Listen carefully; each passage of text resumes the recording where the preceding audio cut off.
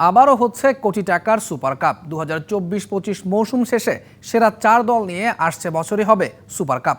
অনূর্ধ্ব 16 আর 18 বছরের একজন করে ফুটবলার বাধ্যতামূলক করে বিপিএল এর নতুন নিয়ম যুক্ত করল বাফুফের পেশাদার লীগ কমিটি। লিগে 6 বিদেশি ফুটবলারের 5 জন খেলতে পারবে একাদশে। বৈঠক শেষে এসব কথা জানিয়েছেন পেশাদার লীগ কমিটির চেয়ারম্যান ইমরুল হাসান। দেশে পেশাদার ফুটবল বড় হতে শুরু করেছে বেশ আগেই। সে জায়গায় পেশাদারিত্ব আর ফুটবল উন্নয়নে আরও সচেতন বাফুফের বর্তমান পেশাদার লীগ কমিটি।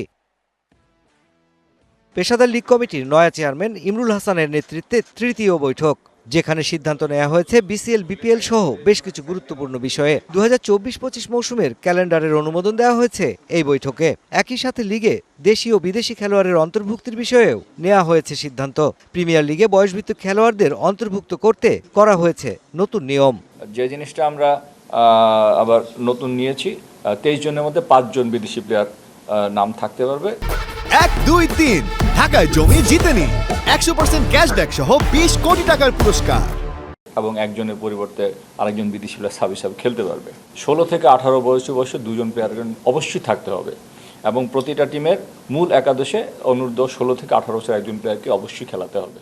এদিকে বহুলকাঙ্ক্ষিত কোটি টাকার সুপার কাপ মাঠে গড়াবে আগামী বছর। 2024-25 মৌসুমের লিগ শেষে সেরা 4 দল নিয়ে আয়োজন করা হবে সুপার কাপ। ডাবল লেগেই হবে খেলা। আগামী বছর লিগ শেষ হলে আমরা সুপার কাপ আয়োজন করব। সেক্ষেত্রে আমরা হয়তো এখনো দল সংখ্যা নির্ধারিত করিনি, তবে সম্ভাব্য যেটা হচ্ছে আমরা প্রাথমিক যে সিদ্ধান্ত নিয়েছি লিগের টপ 4টি টিম সুপার লিগে খেলবে।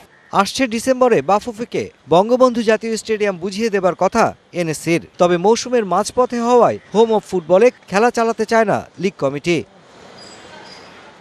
এছাড়া বৈঠকে বিসিএল এর পয়েন্ট টেবিল অনুমোদন, আসছে মৌসুমের জন্য বিপিএল বিসিএল ফেডারেশন কাপ ও অনূর্ধ্ব 18 লিগের ভেন্যু নির্ধারণ সহ বেশ কিছু গুরুত্বপূর্ণ বিষয়ে সিদ্ধান্ত নেওয়া হয়।